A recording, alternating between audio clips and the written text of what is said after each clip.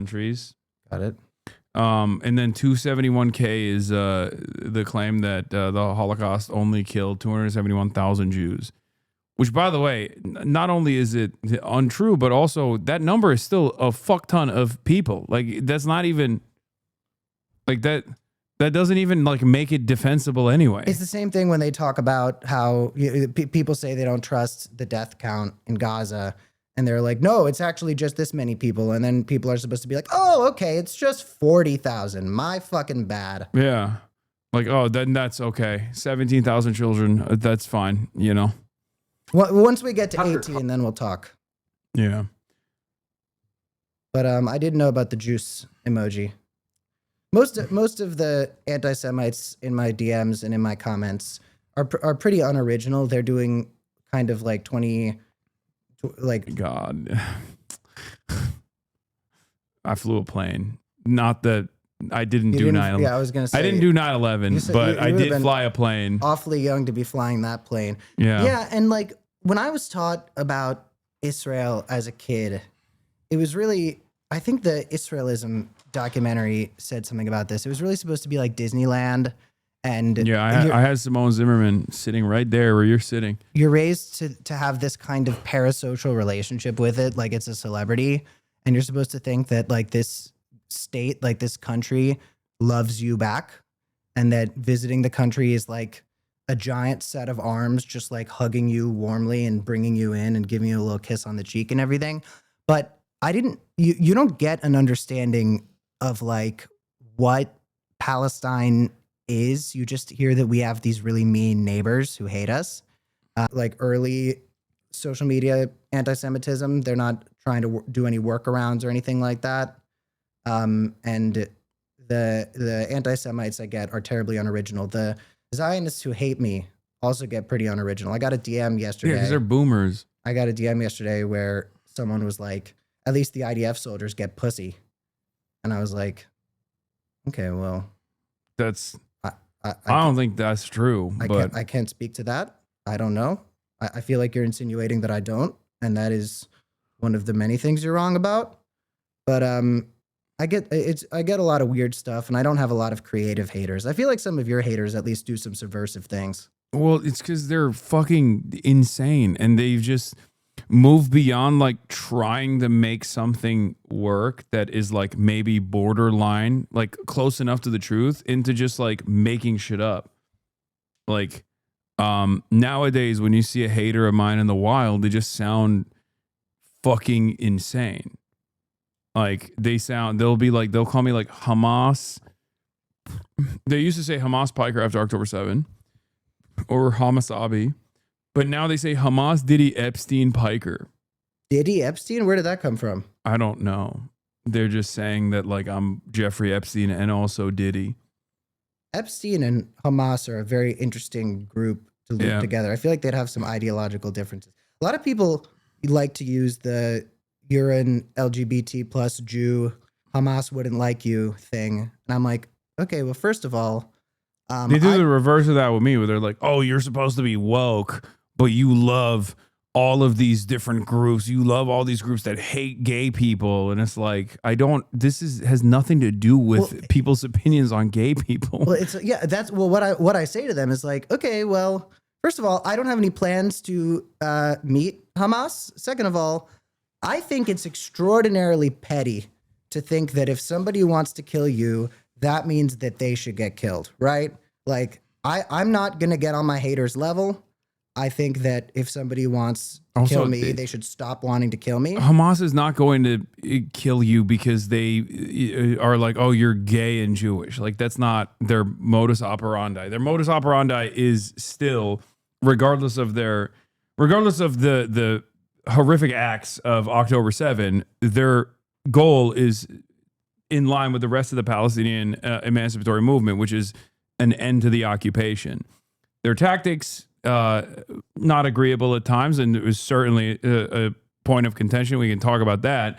But like, they're not doing it because they're like, oh, we hate Jewish people, we are anti-Semitic. That's the number one thing that people say in America, in American politics. And I feel like that's like, I don't know, that's the one thing that frustrates me, at least in this conversation, where they're like, oh, they're the ones who are breaking the ceasefire negotiations, even though they're the ones who have like set up a ceasefire negotiation, 39 plus times at this point. Well, for me, it's like I was raised to believe that, like you said, terror is an anti-Semitism thing. And it's kind of hard not to believe that when you see how very much Jew hatred you see in these areas of people. But throughout my childhood, my upbringing, not just as a Jewish person who went to Hebrew school and was part of this community filled with people who were telling me what they believed to be true, but also just as an American who grew up in the American school system surrounded by American people, I had this idea that terror was something that came out of the void. It was something that came out of nowhere. I was not taught that terror is a response to something. That was not a perspective I was able to gain for a very long time. So there's this guy named, Joe Pagarulio. He's like some right-wing Twitter guy. Like, I think so. Kind of a lug. He has a lyric in this very cringe song he made about 9/11, which frankly I would play a couple seconds of. Oh, this guy's like tweeted at me before. Yeah, but I don't know what it is. He has a 9/11 song that is very, very, not that 9/11 is always funny, but this is definitely pretty funny. I think he said his daughter watches me or something, and then he called me a cloud goblin. Wait, so he Gavin Newsomed you? He yeah. Gavin Newsom to Charlie Kirk to you? Well, he has this line from his cringe 9/11 song. Somebody please put it in the chat. Where he says, "When evil attacked freedom from the sky," and that's a great way to summarize how I was raised to believe terror worked. Was that here we go.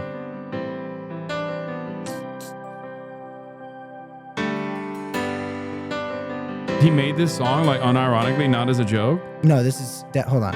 The sun shined on the apple as folks got on their way. Was a gorgeous Tuesday morning. Tons to do that fateful day.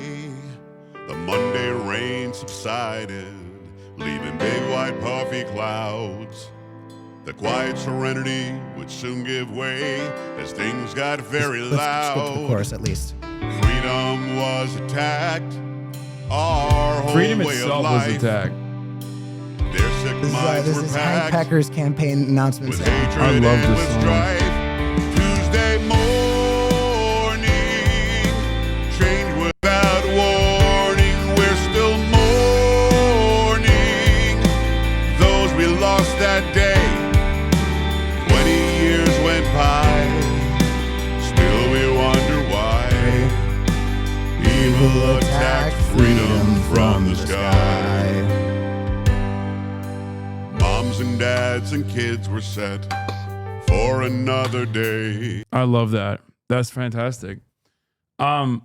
You're not. But yeah, it's propaganda to be like, oh, these guys just like hate us for our freedoms, which is ironic because like that was what provoked my response to Congressperson Dan Crenshaw at the time when I said my famous thing about America deserving something. I won't say what, but that was precisely what he was saying as well. He was like, oh yeah, what the fuck is this? Oh my. I didn't know what the West Bank was. I actually said to my grandma, I was like, well, those, the illegal settlements in Golan Heights. And she goes, yeah, you have a cousin there. And I was like, oh, great. Thank you, Nanny.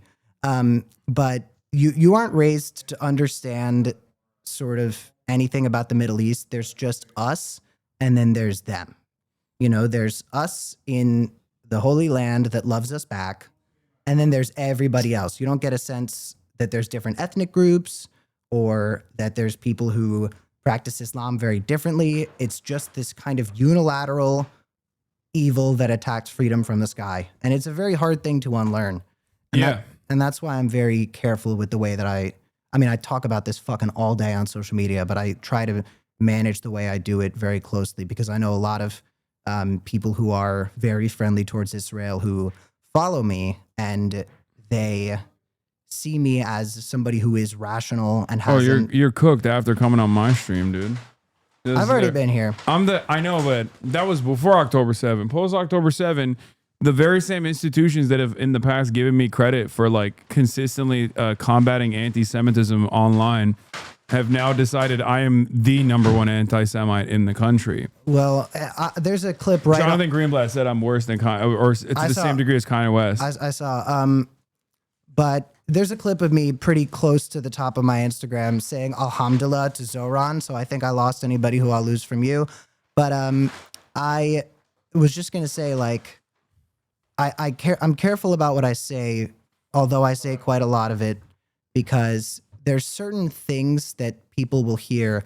People who I think a lot of progressive people who are either sympathetic towards or completely supportive to the Palestinian liberation movement, I think a lot of them have given up hope on a lot of Zionists. And I think a lot of them do not believe in a lot of people's ability to change their perspective in a way that I just don't want to give up on.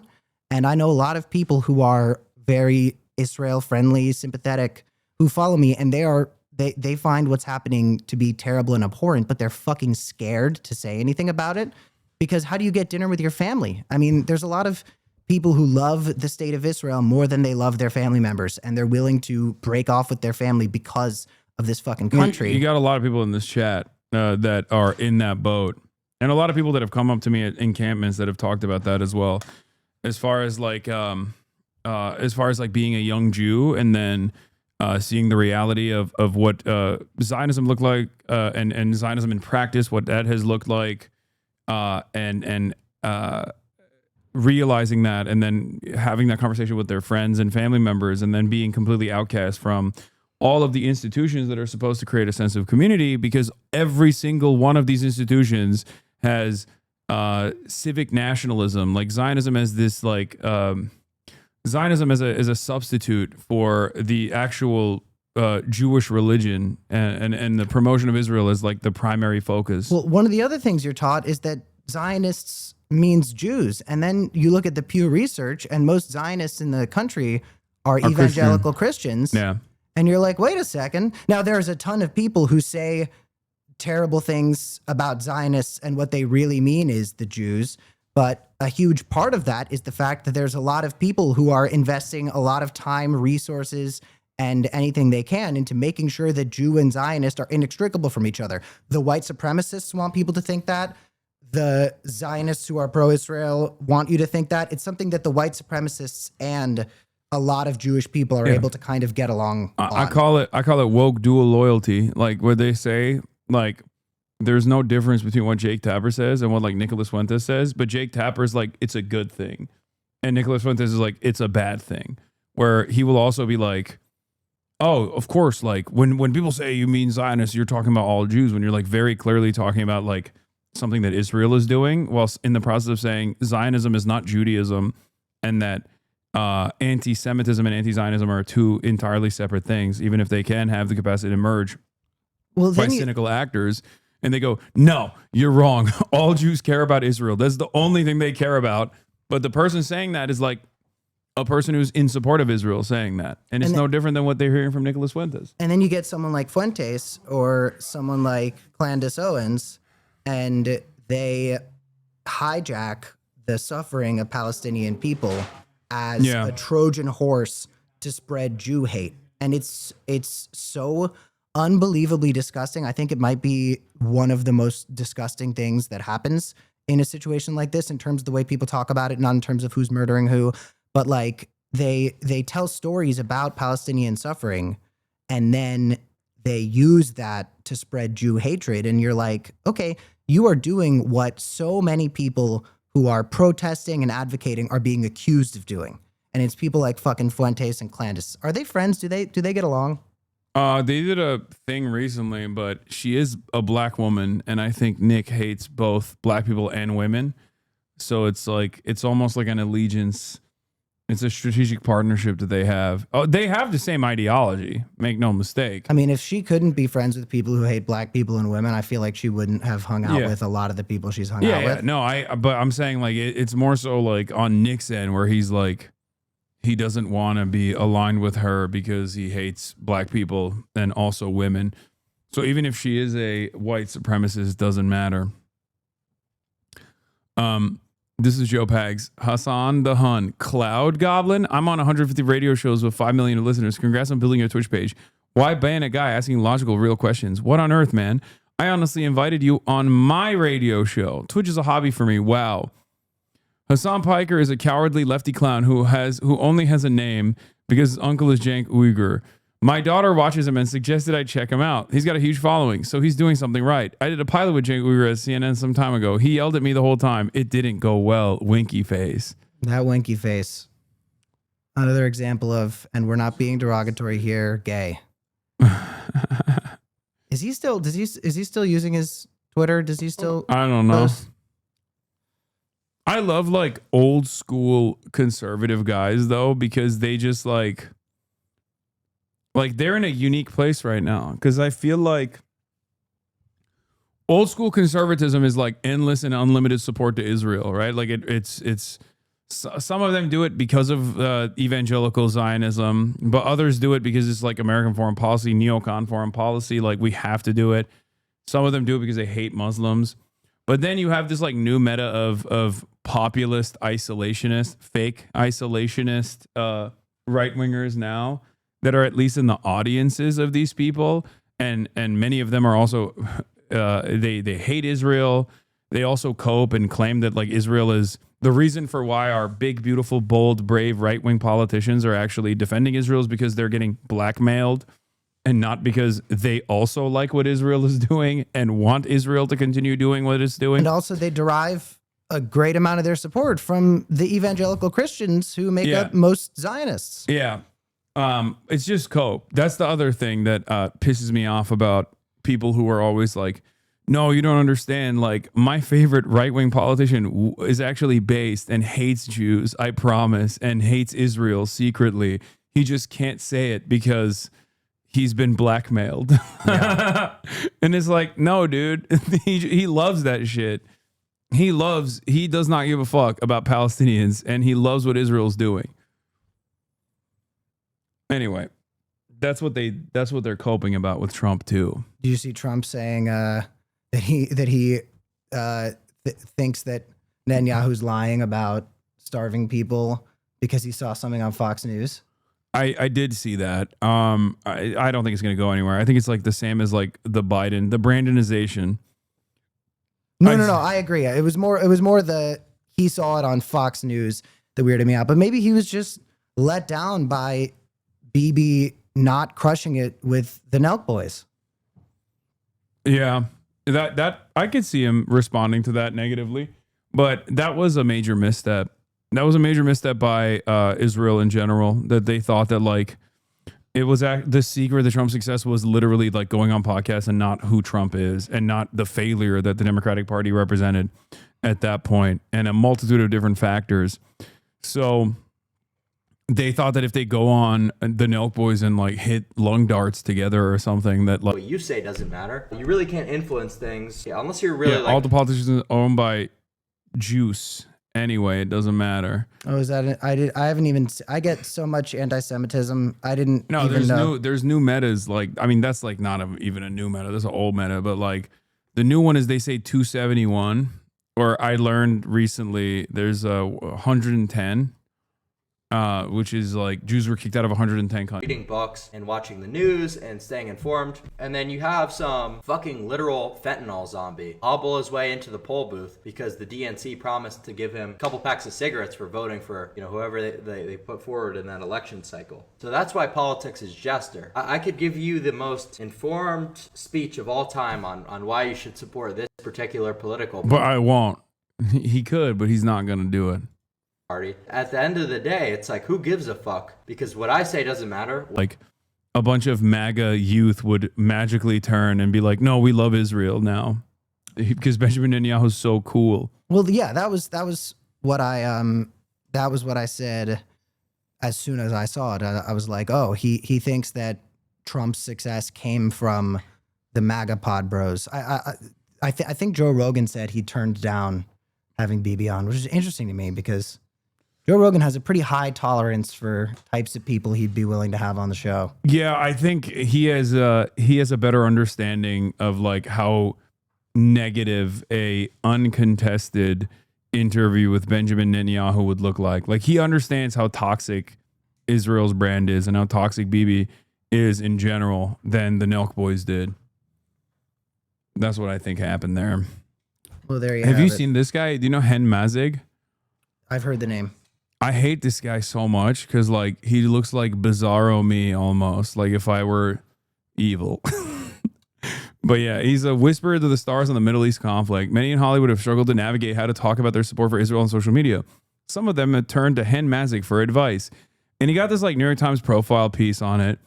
Founder of an organization created in 2019 to reach younger people who didn't trust traditional news media and instead found most of their information through influencers. Wait, do we know the name of the organization? Because there's a chance it's one of the organizations that reached out to me after October 7th. What is it called? I would need to see the name of his org because Oh, some orgs reach out to you? was I reached out to? Yeah. Wait, what is how do you see the alt text on this? Oh, here. Puffy, starry-eyed profile mid-genocide of genocidal propagandist Hen Mazig, a whisperer of the stars in the Middle East conflict. Many in Hollywood have struggled to navigate how to talk about their support for Israel on social media. Some of them have turned to Hen Mazig for advice. Pic of him looking like a weak 3D printer on the Fritz Hasan Piker knockoff captioned, Hen Mazig is a founder of an organization. Wait, what's the name of the organization? Does anyone know? Oh my God. Wait, I'm sorry. Is the Sam Piker knockoff thing in the article? Eli Okay. said that. Got it. Eli is saying 3D printer knockoff. Hillel, stand with us, and Tel Aviv Institute. No, I never heard. That's from the them. one. The Tel Aviv heard. Institute is the one that he works on specifically. But yeah, Hillel, What's that tweet he has? Oh, this tweet. These kids are both suffering from illness, but you would never know that from how the media is telling their stories. This kind of journalism doesn't help Gazans, but it does get Jews killed. Truth is nothing to fear unless you're part of a movement based on lies. And this has been like the new meta. This has been the new meta for people who want to defend Israel, is like posting the photos of these like emaciated children and being like, you fool. What you forgot to mention is that Israel is not only starving healthy children, it's starving disabled children as well, which is so crazy because like that to me signals that every single person that's trying to do Hasbara in the West is so echo chambered that they don't understand how this looks like to like a normal person that's not getting pro-Israel propaganda beamed into their brain on a daily basis. I follow a lot of Hasbara influencers. I watch a lot of their stuff, and there's a lot of despair right now in those circles because very, very dramatically over the past, let's say, even week or two, all of their allies are just gone, and they're posting more angrily, more MAGA, and it makes sense. It makes sense to me. Like the way I've always analyzed Israeli politics is right wing. Like Israeli politics is right wing. It is designed, and I say this as someone who's like interviewed Ofer Kasif in the immediate aftermath, like right after October 7. And he is not exactly a very popular figure in the Knesset. You know what I mean? Like there are very few active anti-Zionist, communist Israelis, and Israeli politics is understandably slanted to the far right because the entire national mythology is built around avoiding talking about this massive thing that is constantly happening that requires a steady flow of dehumanizing propaganda of the outgroup. I think you can also just look at like the hardcore nationalism of it. Like hardcore nationalism is a very MAGA thing. And you also can see a lot of these influencers I follow have turned on just woke as a concept. Just all of woke. All of woke is bad because a lot of people who are more left wing are going to be pro-Palestine and everything. So they have, they say that they're as liberal as anybody in the room. I'm the most liberal person you'll ever meet. But no, it's all of woke is bad because of this thing that I don't agree. And again, I have to bring this up. I think a lot of these people are in a position where they actually know that what's happening is terrible and inhuman and wrong. I think a lot of these people recognize that somewhere inside their soul, they know that this is bad. They know that this is not okay. But it's so scary to accept that what you've been told your entire life has been a form of nationalist propaganda, especially when it's tied to your identity as somebody who's not just part of a religion, but an ethno-religion that's in your fucking DNA. Yeah. So accepting as an adult that what you've been told since you were a small child. Somebody said I spoke at the BBYO event. That's true. I thought it was fun. I don't know. I didn't know what I was doing. But accepting that this thing that you've always believed could be a distortion of the truth, I would say a very, very dramatic distortion of the truth. It's so scary that they want to double down, triple down, quadruple down, and then suddenly you're someone like somebody who is a member of my family not far away from me on the family tree, who has our family is surrounded by blue no matter who people, and he voted for Trump because Israel. Yeah. No, it's there's an impasse that you arrive at where you're like, either I have to recontextualize my relationship with this like foreign state that I've been told is like incredibly important to my identity and my development and who I am as a person, and maybe realize that like I've been fed a healthy dose of propaganda my whole life, or you're like, no, everyone else is wrong and I'm just going to lean heavily into it because I'm too fearful of the repercussions and too fearful of the social isolation that comes along with it as well from immediate family members. And I think that's what that's a lot of people go down the right-wing rabbit hole rather than reanalyze that relationship. And because going through the process of like going like undermining a decades of indoctrination is very difficult. So I think it's like that's part of the reason why a lot of people just go, nah, fuck that. Everyone else is wrong, and I must be right wing. When I started learning about what was happening, I had this sort of dumb Joe Rogan approach where I just was like, wow, really? And then suddenly you start to read and read and read. You learn who Theodore Herzl was. You learn about all those different propositions for different places for us to go. You know, Herzl saying that we should go somewhere in Africa and everything. And you learn more. And it's a very scary thing. And that's why I am very tame and calm and sympathetic with a lot of people who are still bought into this propaganda, is as somebody who grew up being fed this from a very young age, it's terrifying to accept. And I think that the more and more people say, why did it take you this long? The less inclined certain people are going to be to talk about it. I think that meeting somebody speaking out about this now with, why are you doing this far into it? I understand that feeling, and I understand why you would think that, and understand I'm getting a no fuck off. That's too bad. I think meeting them with why did it take you this long discourages other people from speaking out. And when somebody speaks out, you should encourage more people to speak out. Yeah. Well, just wait. I'll talk back. We'll revisit this conversation a couple years down the line when you'll have a Noah Culwin approach. I don't know who's Noah Culwin. Who's the guy who just met, who was actually with Simone, who did the Israelism documentary. They were, I think, at Berkeley together. But yeah, he used to be like a J Street liberal Zionist, and then like became a anti-Zionist later down. But it takes time, and I know that, and I understand that, which is why I try to tell people to be, calm in this situation. Even though I also understand why people will be like, no, I'm not waiting for someone to come to this conclusion when like children are being slaughtered. You know what I mean? Totally. Well, no, So I get that side of it as well. I'm just saying that as someone who, I don't know, grew up in Turkey, as someone who is now living in America, I have a lot more charity because we do have the bandwidth to be more charitable, and that could be a more effective approach in general. I'm just afraid because I think when certain people, I don't want to baby people, and that's an important thing to mention also, I was babying so many fucking people who were freaking out about Zoran winning. And it got to the point where I was like, honestly, grow up. Like, welcome to the adult world. Yeah. Islam is here, baby. We're doing Sharia. Let's go. That's what I say. And people take it seriously. They got so mad at me for saying that. That Sharia was here? Yeah, the ADL did a whole Twitter thing of like everyone that was talking about how it's like Sharia law now.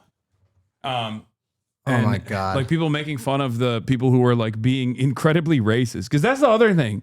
Like, I think people forget that there is like a big pillar of this whole like you're scaring me unironically stems from people's like genuine racism towards Muslims, where they're like Zohran Mamdani winning the New York primary means that it's like, you know, it's Sharia time in New York. And it goes so deep that people. Yeah, they did this whole thread where they were like, they were posting about like Mohammed El-Kurt saying, consider the Intifada globalized. Israel did 9/11. America's waking up. That's why Zohran Mamdani won. Like, there's some that are like, definitely spicy or anti-Semitic in there because you have to put that in there. Otherwise, it just looks completely ridiculous. But then it's something like this. It's something like this, like the guy who's the executive director of CARE. Okay. Undoubtedly, this is a victory for Palestine. It reflects the toxicity of Americans from Zionist propaganda and the corrupt Democrat Party leaders. His candidacy has motivated American Muslims, increased their civic engagement and pride in various communities.